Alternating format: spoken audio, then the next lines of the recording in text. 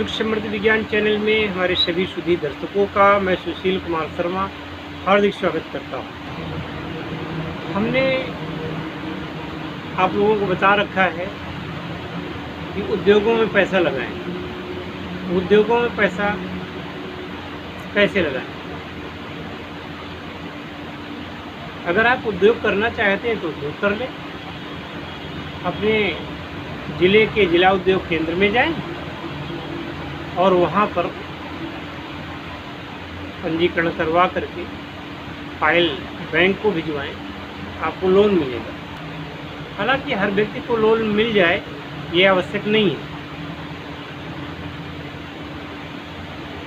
परंतु जब लोन मिले तो उस एक एक पैसे का सदुपयोग करना चाहिए। अक्सर हम देखते हैं कि लोन लोग ले तो लेते हैं पर लोग लौटा नहीं पाते।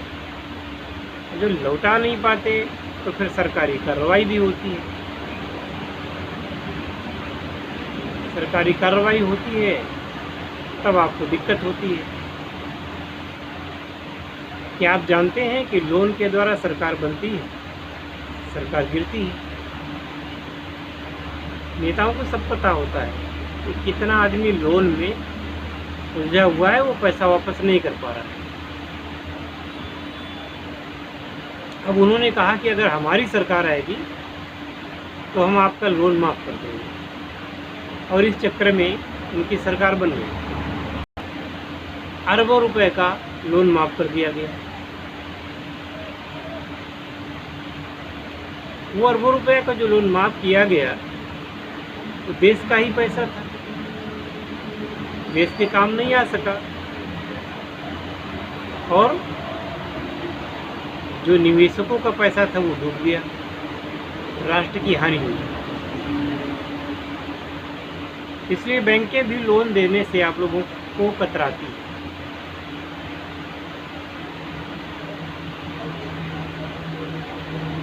अगर उचित तरीके से लोन प्राप्त किया जाए और उचित तरीके से थोड़ा मन मार करके विधिवत तरीके से काम किया जाए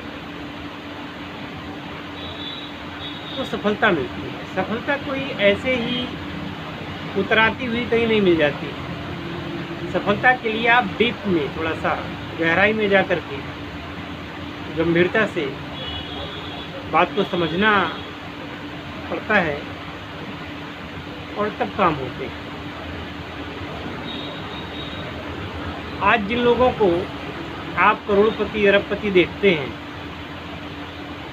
वो भी कभी आप जैसे थे, बल्कि उससे भी ज़्यादा गिरी स्थिति में थे।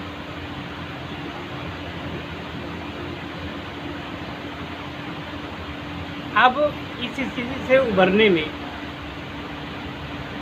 दो टाइप से उभर सकते हैं, कड़ी मेहनत करके और दूसरी कृपा प्राप्त करके। कृपा प्राप्त करने का अर्थ ये नहीं है कि आप मेहनत नहीं करेंगे,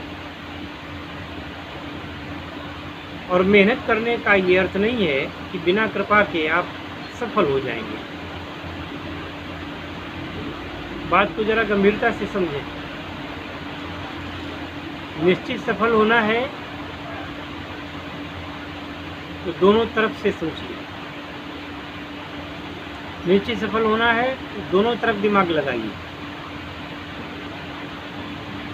क्योंकि जो ये जीवन है ये कोई फिल्म नहीं है जिसमें रीटेक ले लिया जाए या गलती को सुधार लिया जाए। जो जैसा जीवन व्यतीत हो गया, जो जैसा समय निकल गया, आप अरबों रुपए खर्च करके उस क्षण को नहीं दोबारा प्राप्त कर सकते।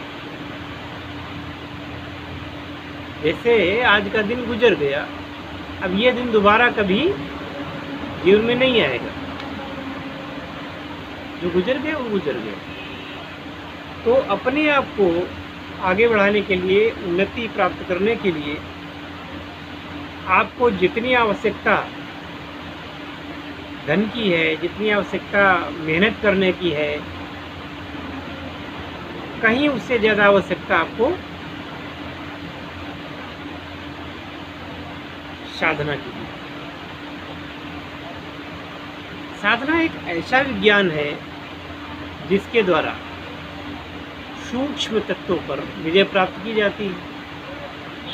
सूक्ष्म तत्वों पर अपनी संप्रेषण क्षमता के द्वारा कोई विचार भेजा जाता है और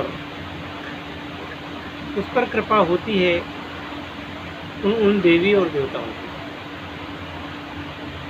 ये ईश्वर।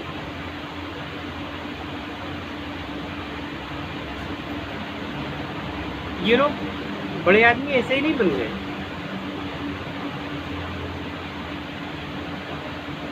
बहुत कुछ किया इन्होंने।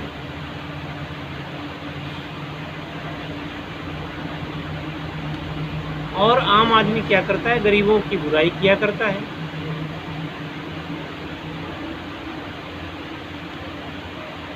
केवल और केवल गरीबों की बुराई, अमीरों की बुराई। अमीर लोग खराब होते हैं, ऐसे होते हैं, वैसे होते हैं। पूछिए कि कभी अगर मंदिर में भंडारा हुआ है तो उन्होंने कितने पैसे दिए थे और अमीरों ने कितने दिए थे? एक एक आदमी 1 लाख से लेकर के करोड़ों रुपए तक लगा देता है श्रीमद् भागवत की कथा में, मंदिर के भंडारे में या और किसी कार्य में। जब देने की बात आती है तो हम क्या करते हैं? कोई अगर चंदा मांगने आता है तो हम क्या करते हैं? चलो भाई 11 रुपये दे दो, 21 दे दो, 51 दे दो, 101 दे दो। बहुत बड़ा दिल होगा, 101 रुपये। वहीं पर वो अमीर आदमी क्या करता है?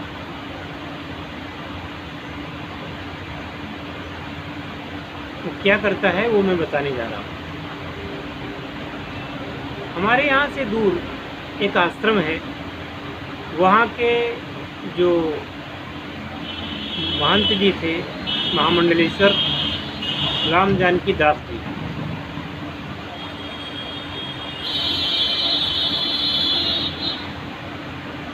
तो मैं आज से 12 साल पहले जब कुंभ हरिद्वार में हुआ था तो मैं वहाँ गया था। 4-5 दिन उनके यहाँ रुका था। वहाँ पे इन लोगों की टेंट वो तंबू लगते हैं।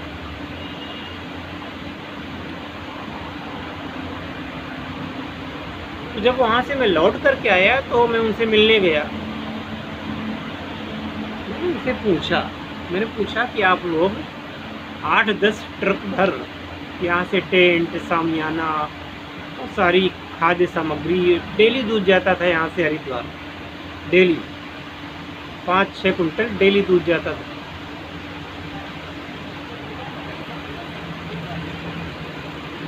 और अनाज जाता था। और 2 महीने जब तक वहाँ पे चला था कुंभ का मेला, ये लोग पहले पहुँच गए थे तो लगभग 2 महीने तक वहाँ रुके थे। मैं इस कुंभ की बात नहीं कर रहा हूँ, इसके पहले 12 साल पहले जब कुंभ पड़ा था।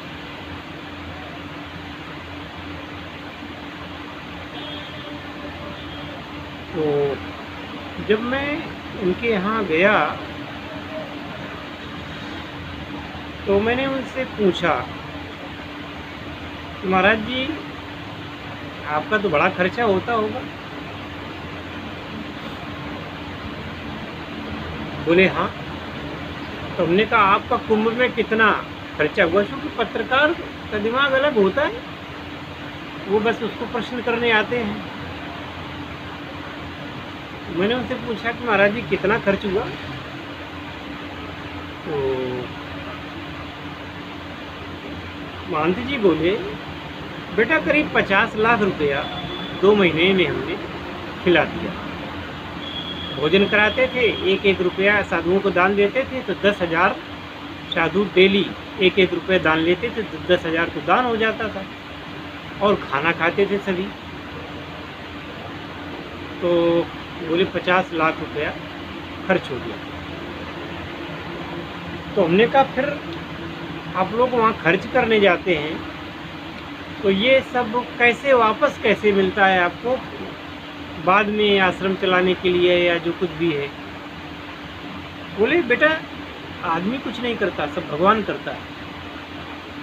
और बड़े दिल वाले लोग होते हैं, सेठ लोग होते हैं, वो करते हैं। मैंने पूछा, महाराज जी सेठ लोग कितना दान दे देते होंगे? तो उन्होंने हमको कहा कि जब हमारा वहाँ से टेंट उखड़ने लगा तो दिल्ली से 2 सेठ आए। उन्होंने ऑफ़र किया महाराज जी को, महाराज जी आपके इस टेंट में और जो कुछ भी आपकी यात्रा रही, अब आप जाने वाले हैं, तो मैं आपकी सेवा करना चाहता हूँ। बोले क्या सेवा करोगे? बोले हम आपके जितने पैसे खर्च हुए हैं आप हमें हिसाब बताओ, हम पूरा पैसा खर्च जितना हुआ है हम आपको वापस करना चाहते हैं।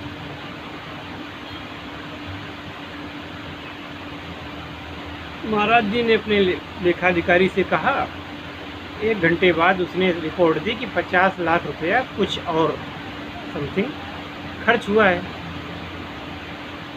उनसे उन्होंने बताया कि बेटा वो 2 जो सेठ लोग आए थे, दोनों ने 25-25 लाख की चेक दे दी और चले गए। और वो कुछ दिन बाद वो 50 लाख रुपए हमारे खाते में आ गए।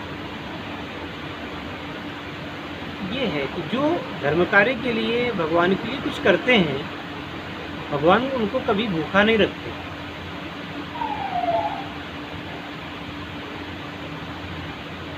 इसलिए उद्योग करें,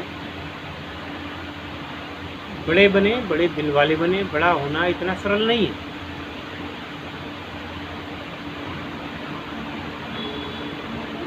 हर गरीब अमीर की तो बुराई करता है, पर वो अमीर बनना भी चाहता है, पर स्ट्रगल नहीं करना चाहता, स्ट्रगल करना चाहता है। चलो फिर बात करेंगे अगले वीडियो में। तब तक के लिए जय शिव शंकर, जय भोलेनाथ, हर हर महादेव।